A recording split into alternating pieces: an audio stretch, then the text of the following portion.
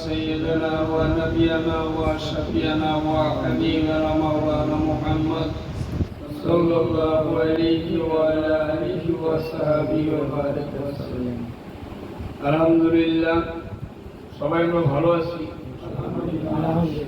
সমস্ত প্রশংসার মালিক কে আল্লাহ সে আল্লাহ পাক আমাদের কাছ থেকে ধন্যবাদ পেতে পারে না এতগুলি মানুষ আমরা একত্রিত হয়েছি এমন একটা জায়গায় যে জায়গাটাকে রিয়াজুল জান্নাত জান্নাতের বাগান বলে ঘোষণা করা হয়েছে আমরা মাগরিব থেকে পর্যন্ত যতগুলি আলোচনা শুনেছি কোরআন এবং হাদিসের উপরে আল্লাহ পাক যেন আমাদেরকে আমল করার তৌফিক এনায়েত করেন আমিন আমার ভাই পুলিশ অফিসার সাহেব অত্যন্ত কিছু মূল্যবান বক্তব্য রাখছেন মা এবং বাবার ব্যাপারে খুব গুরুত্ব বহন করছে কথাগুলি আসলে আমাদের এই ট্রেনিংগুলি আমার মুর্শিদ কেবলা দিয়ে দিতেন উনি বলতেন সারা পৃথিবীর কোথায় যদি শান্তি না পাও তোমার মায়ের পা দুইটা ভাগ করে দেখবা জান্নাতের চূড়া দেখা যায় উনি আরো বলতেন বাড়ির থেকে যখন বের হও ছেলের হাতে টাকা দিছো মেয়ের হাতে টাকা দিছো বিবির হাতে দিছো মার হাতে যদি সুন্দর টাকাটা দিতাম মা কত খুশি হইত এই জন্য আমাদের মা বাবার প্রতি যে আলোচনা শুনলাম আল্লাহ পাক যেন সকলকে সেই আমল করার তৌফিক এনায়েত করেন আলহামদুলিল্লাহ আমার ভাই মোস্তাক ভাই উনি দীর্ঘ সময় আলোচনা করতে পারতেন কিন্তু সময় স্বল্পতার কারণে আমি ওনাকে বলছি যে ছোট করে করতে পারেন দীর্ঘ পথ পাড়ি দিয়ে অনেক জায়গা থেকে লোকজন আসছে আমাদের প্রত্যেকের উদ্দেশ্য আল্লাহকে রাজি খুশি করা তাই না এখানে পীর ধরতে হবে এরকম অনেকের প্রশ্ন থাকে পীর ধরতে হবে কেন আসলে পীর ধরা কোনো মকসুদ না মকসুদ হচ্ছে আল্লাহকে চিনা আর আল্লাহকে চিনতে হইলে যেমন একজন মানুষ ডাক্তার হবে তাহলে এটার উপরে তাকে প্রথমেই লেখাপড়া করতে হবে ডাক্তারি করতে হবে না একজন লোক উকিল হবে তাকে ল নিয়ে লেখাপড়া করতে হবে আচ্ছা ল পাস করার পরে তুমি কোর্টে দাঁড়াইতে পারবে আর একজন ডাক্তার থিওরিক্যাল লেখাপড়া শেষ এখনই উনি ডাক্তার হতে পারবে কারণ উনি এতদিন করছে থিওরিক্যাল এখন প্র্যাকটিক্যাল যেমন একজন লোক ওকালতি পাস করার পরে তো একজন সিনিয়রের সাথে জুনিয়র হয়ে কিছুদিন থাকতে হবে তারপরে সে সরকারের অনুমতি পাবে তদ্রূপ একজন ডাক্তার ইন্টারনি যতক্ষণ না করবে মানে হাতে কলমে এবার প্র্যাকটিক্যাল শিক্ষায় শিক্ষিত হইতে হবে তারপরে সে ডাক্তার হবে তদ্রূপ আল্লাহকে পেতে হলে দুনিয়ার একটা চাকরিতে যদি এত কিছু আখিরাতের যিনি ডাক্তার রুহের যিনি ডাক্তার রুহের যিনি শিক্ষক উনি হয়েছেন আপনার আমার উস্তাদ বা পীর আর এই কথাটা কি কোনো পীর সাহেব আমরা কোরআন শরীফ দেখতে মানি আর মানি না এমন লোক আছে কেউ ফরিদপুরে আমি যখন ছিলাম আমার এক ভাই ছিল শিক্ষিত মানে বিএ পাস জনি প্রিন্ট আছে না জনি প্রিন্টের মালিকের ফুফাতো ভাই অর্থাৎ ইসলামপুরের নাম শুনছিলেন মোবাইল কাদির ছোট বড় ভাই তো ওনার সাথে একজন ইঞ্জিনিয়ারের সাথে মসজিদে আলোচনা হইতেছিল ওই ইঞ্জিনিয়ার সব তাবলীগ করে আর উনি তো পীর আমি ওই রাস্তাতে আমার বাসায় যাওয়ার ওই রাস্তাটাই পড়ে আমি জানালা দিয়ে তাকাইছি তো দেখি দুইজনে হাসতে হাসতে তর্ক করতেছে কিন্তু ইঞ্জিনিয়ার সব বিভিন্ন কায়দায় আমার ভাই হারাইতে চাইতেছে কিন্তু আমি তো মানতে পারতেছি না কারণ একটু আগে আমার ভাই বলছে আমরা বিভিন্ন এলাকার লোক এখানে শিক্ষিত অশিক্ষিত গরিব দুঃখী কিন্তু আমাদের প্রত্যেকের একটা পরিচয় কি পীর ভাই কি ভাই মানে এখানে শিক্ষা বা অর্থের কোন হিসাব নাই আমরা পীর ভাই পরিচয় একটাই মানে তুই আমি দেখতেছি উনি হাইরে যাওয়া মানে কি আমি হেরে গেছি আমি তো নাসরবান্দা তো সহজে হাঁটতে রাজি না। আমি তাকাইতেছি, ওনারা ভাই ভিতরে আসেন। আমি একসময় নিজে বললাম আমি কি আসতে পারি? হ্যাঁ আসতে তো বলছি, আসেন। তাই বাসায় একটু পরে যাবো, তো ঢুকছি। ঢুকে আমি ওই দিনের সাথে বললাম যে ভাই তাবলীগের নেশাবটা ওখানে আসছিল, আমার নিজের ঘরে আসছে। তাই বললাম এই তাবলীগের নেশাবটা সব কি কোরআন শরীফ? বললো না। তাবলীগের নেশাবের ভিতরে আছে সব কি কোরআন শরীফ? বললো না।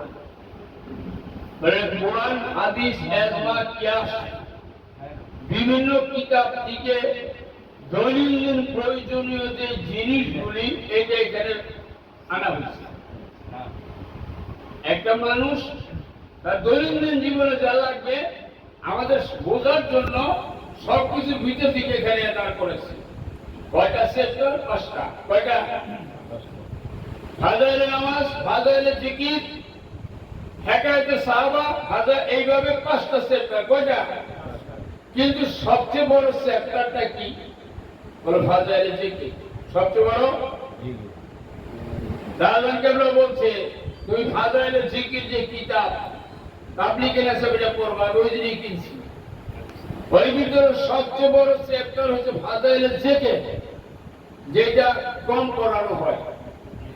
আমাদের মাঝে কিছু উল্টাপাল্টা কাজ আমরা করি, ওই চ্যাপ্টারটা খোলা হয় কম। আপনি খুলে দেখবেন হযরত জাকারিয়া রাহমাতুল্লাহ আলাইহির লেখা যে তাবলীগের নেশাবটার মধ্যে সবচেয়ে বড় চ্যাপ্টার হলো ফাজাইলে জিকির। তেমন কি বললাম আপনি এটা প্রথম শিক্ষা শেষ পর্যন্ত সব কি মানেন? কারণ এই তো ইঞ্জিনিয়ার, আমি তো আল্লাহ ভরসা, আমার তো কোনো স্কুলের সার্টিফিকেট নেই। কিন্তু উনি আমার চিনে ভালো, উনি আমার চিনে। মানিকগঞ্জের বড় ইমাম সাহেব, ওই কুষ্ঠপদের ইমাম সাহেব আমাকে টাইটেল দিয়েছিল মানিকগঞ্জের সালাম। আমি বলছি আলহামদুলিল্লাহ। উনি আমাকে মানিকগঞ্জের সালাম বলে চিনত। ওনার বাড়ি আমার বাড়ির পাশে, বা আমি বাড়ি ওনার বাড়ির পাশে, কিন্তু তারপরে বলতো নাম বলতে গিয়ে বলতো মানিকগঞ্জের সালাম। আমি বলছি আলহামদুলিল্লাহ। তো পরে আমি বললাম এই কিতাবের প্রথম থেকে শেষ পর্যন্ত সব আপনার মানেন? বলে হ্যাঁ। কিন্তু উনি তো জানেন ওই কিতাবের একটা আয়াত যেটা আল্লাহর কথা, আল কোরআন কিতাবের ভিতরে আছে, আল্লাহ ওয়ালা চ্যাপ্টারের ভিতরে আছে বিসমিল্লাহির রহমানির রহিম, কুল ইন কুনতুম তুহিব্বুনাল্লাহ। এই আয়াতটা কোরআন শরীফ তাবলীগের নেশাব আছে। আমি জানি কত নাম্বার আছে, ভাই কইছি ভাই মানেন? না করার কোন সুযোগ নেই, আসেনি। আয়াত কার? হাদিস, কোরআন। ওইটা মানার না মানার কোন সুযোগ। এই কথায় আল্লাহ পাক কি বুঝাইছেন? আল্লাহ পাক বললেন হে আমার হাবিব, আপনি ওই সমস্ত লোকদেরকে জানাই দেন। কোন লোকদেরকে? যারা আমি আল্লাহকে পাওয়ার জন্য ঘর বাড়ি ছেড়ে দিয়ে পাগল করা হয়ে গেল, তাদেরকে জানাই দেন তারা কোশ্চিন কালো আমি আল্লাহকে পাবে না। তারা যদি আপনি নবী, আপনি আমার দোস্ত, তারা যদি আপনাকে পায়, আপনাকে খুশি করতে পারে, তারা যদি আপনার অনুসরণ করে, তাহলে আমি আল্লাহকে পাওয়া হয়ে যাবে। আল্লাহ পাক বললেন, কথাটা কার বলে? আল্লাহ। তাইলে এখন আমরা মানবো কাকে? আল্লাহর কথা হিসেবে কার মানবো? নবীকে। আল্লাহর দোস্ত তাকে মানবো না? কথাটা আল্লাহর দোস্তের মানার হুকুমটা দিল কে? আল্লাহ। আল্লাহ। এখন আল্লাহর দোস্তকে মানার হুকুম আল্লাহ দিলে, এখন দোস্তে যা করে আমরা এটা মানবো না? আমার কথা মতো চলবো, মানবো। এখন দোস্ত কি বলতেছে? এখন দোস্ত বলতেছে যে আমার তোরা এখানেই স্থায়ী বাসিন্দা না, আমি নবীতে একদিন এখান থেকে চলে দেবো, ইসলাম পরিবর্তন করবো। আমার অবর্তমানে আমার পরে তোমরা কাকে অনুসরণ করলে আমি নবীকে পাইব? উনি কথাটা বলে দিয়ে গেলেন।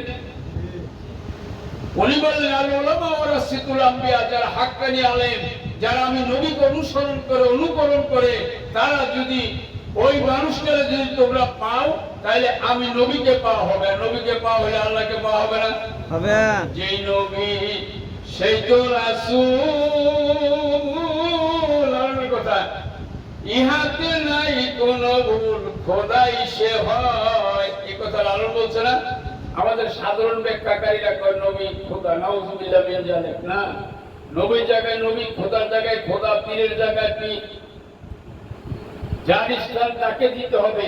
কারণ এখানে আপনার পীর কিন্তু নবী না, উনি কি নায়েবে নবী, একজন মন্ত্রী, একজন ক্যাবিনেট মন্ত্রী, একজন প্রধানমন্ত্রী আর একজন প্রতিমন্ত্রী। মন্ত্রী তিনজনই, মার কাছে নাই। আপনার আমার শায়েখ উনি কি নায়েবে নবী।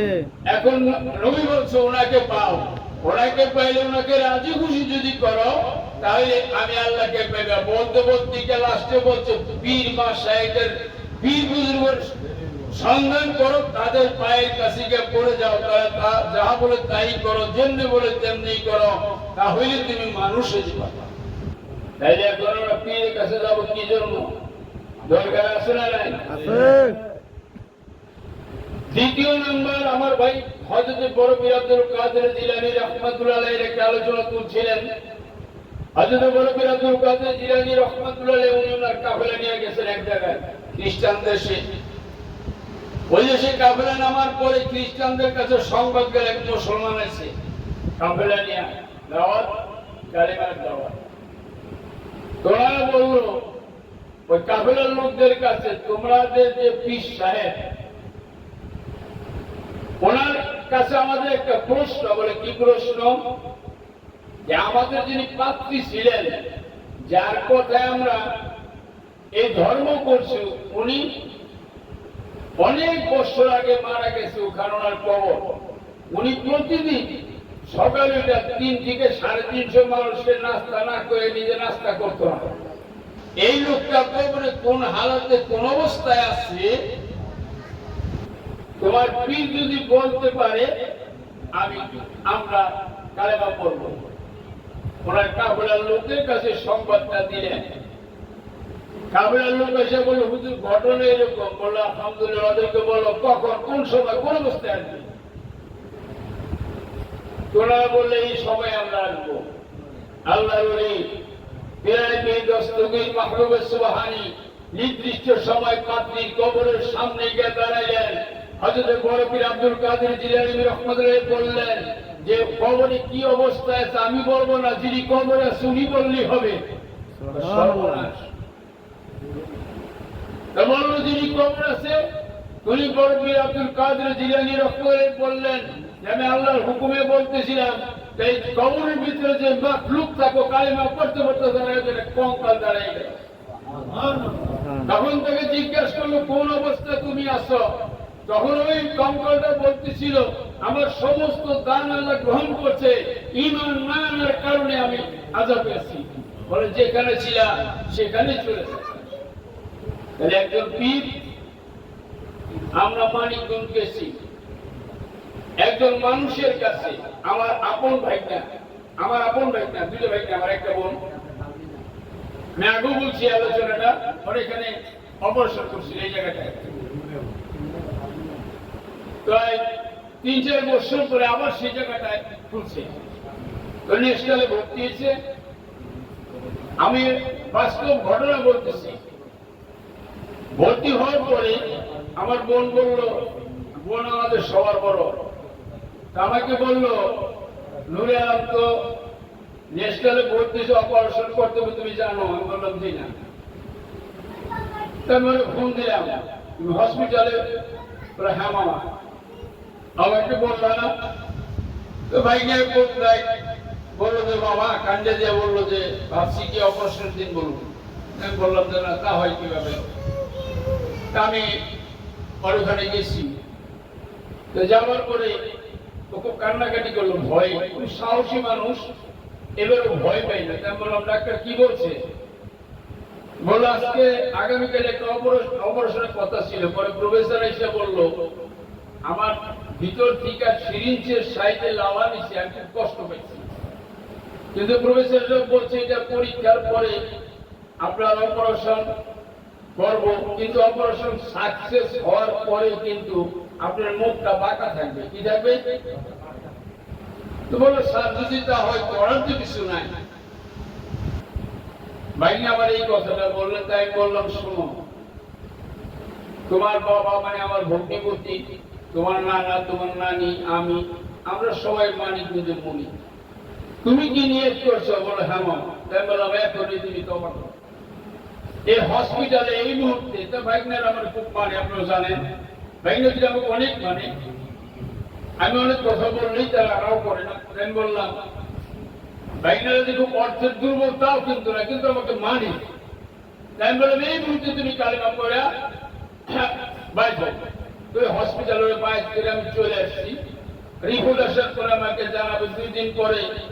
আমাকে প্রশ্ন করতেছে মামা আমি হসপিটালে থাকুম না চলে যাবো? আলহামদুলিল্লাহ। আমি বললাম ডাক্তার কি বলছে? আমার ফুলা কমে গেছে, ডাক্তার বলছে অপারেশন লাগবে না। ওই গ্রামে শুই নাইছি ঘটনা, আপনারা আমার ভাই না শুনে আমার ফুলা বাড়ানো কমে গেছে, ডাক্তার বলছে অপারেশন আপনার এখন আর লাগবে না। তারপরে 2 সপ্তাহ পরে আমি বাড়িটা নিয়ে গেলাম, আব্বারে বললাম, আব্বা জায়গায় হাতটা দিয়ে নাড়াচাড়া করলো, এখন ফুলা টুলা নাই আলহামদুলিল্লাহ। কারণ ওই হাত নবীর হাত, নবীর ওয়ারিসের হাত মানে নবীর হাত, আর নবীর হাত মানে আল্লাহর হাত। আমি কি পীরের নবী কইছি? এই জন্য আমার দাদা কেবলা বলছে দেখলে তারা দেখার মতো সাধনা কি লাগতো, তো ভাবলে তারা ভাবার মতো ভাবনা হতো না। আমরা যদি মুর্শিদকে মুর্শিদের মতো দেখতাম আমাদের জীবনের কোনো দুঃখ কষ্ট থাকতো না। আমার মুর্শিদ কেবলা বলছে আমার মুরিদ ভাটি দিবে, বুঝাবে না। আপনি তো শালা কইছে, আপনি ভাই কন, আপনি কোনো আমার শালা কইছে আমি ওর দেখাই দেব। আপনি তো মানুষই হন নাই, মানিকগঞ্জ গেছেন মানুষ হওয়ার জন্য, আপনি তো মানুষ হন নাই, আপনি শালা করে সুধীর ভাই করেন। এটা কোনটা?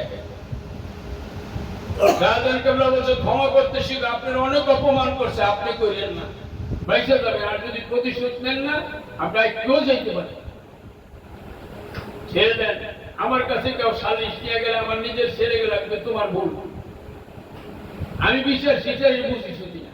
আমার যদি কেউ বকে বইতে থাকতে ইচ্ছা কি সুন্দর ধাক্কা লাগছে, অনেকে কয় এই আমি বললাম যে না, ইচ্ছা করে দেন। এই আমি ইসমাইল যাইতেছি, 4-5টা ছেলে খেলতেছে, বল একটা এসে আমার এই জায়গায় লাগছে, সুয়ারি বলা লাগবে, আমি জানি খেলার জায়গা নাই। আর আমি ওই বসে খেলছি, ভাইয়া তুমি যাও, ভাইসে দিতেছে কেন? তো শক্ত কথা, ছেড়ে দেন। মানুষ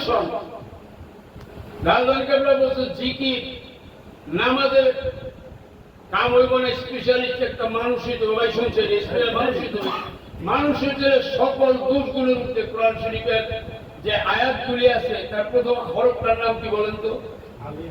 দাদা কেবলার কথা। আলিফের উপরে জবর আছে, নিচে জের আছে, পেশ আছে, তাসদিস আছে। কারণটা কি? দাদা কেবলা বলছে আলিফের মতো যখন খালি হইবা, আলিফকে কিন্তু সবাই ধরছে, আলিফ কাউকে ধরে নাই। আলিফের মতো একটা খালি মানুষ হয়ে যাও, গুণামুক্ত একটা মানুষ হবে তুমি। তোমাদের তো জের জবর মুখ থাকে। আল্লাহ পাক আমাদের বোঝার এবং মানার তৌফিক এনায়েত করুক। আজকে আমরা বলছি আমার সেই আলিফ হওয়ার উদ্দেশ্যে এখানে আসছি। কি উদ্দেশ্যে? আরে আলিফ বানানোর কারিগর আপনার আমার জন্য কে? আপনার আমার মুর্শিদের কারিগর। উনি ডাক দিছে কিসের? সবকের মাহফিল, জান মাল সময়। আরেকটা কথা না বললেই হয় না, আল্লাহ রাসূল বলছে আল্লাহ আমার উম্মতের ভিতরে 2 শ্রেণীর লোকরা এখানে দোয়া করতেন। সাহাবারা বলল হুজুর কোন 2 শ্রেণী? আল্লাহ রাসূল বলল একটা মুনাফিক, বাহিরে রূপ একরকম ভিতরে করে আরেকটা হচ্ছে কৃপণ। কি? দিনের কাজে টাকা খরচ করবে না, চাইতে থাকে খালি কৃপণ। আল্লাহ আমার উম্মতের ভিতরে 2 শ্রেণীর লোক আপনি রাখবেন না, মুনাফিক। এবারে গাড়ি রাখছে, তুমি মাথায় দিছে, জুব্বা পরে মাসে মনে করবো বলবে সে 5 ওয়াক্ত নামাজ পড়ে, নামাজের কাজ দেয় না। একটা আমি নাম দিছি, একটা বয়স্ক টুপি, আরেকটা ব্যবসায়ী টুপি, আরেকটা সাপ্তাহিক, একটা 500 ছয় বেলাতে বাইর করে একটা করে না, আরেকটা শুক্রবার করে করে কিনা, আরেকটা মানুষ এখন পুরা টুপি মাথায় না যায় কেমন দেখা যায়। এই যে কিছু এগুলির থেকে বেরিয়ে আসতো। আল্লাহ পাক বোঝার এবং মারার তৌফিক এনায়েত করুন। এই মুহূর্তে আমরা জান মাল সময় আর মানুষ হওয়ার যে সমস্ত ধাতু, তার মধ্যে একটা বলছে কি বলতো ছেড়ে দাও, উনি যেই কাজটা করেছে মানুষ আর একটা চ্যাপ্টারই নাই। এখন আমি গত সপ্তাহে পশ্চিম পাড়া পড়ছি, ওখান থেকে অনেকে লেকচার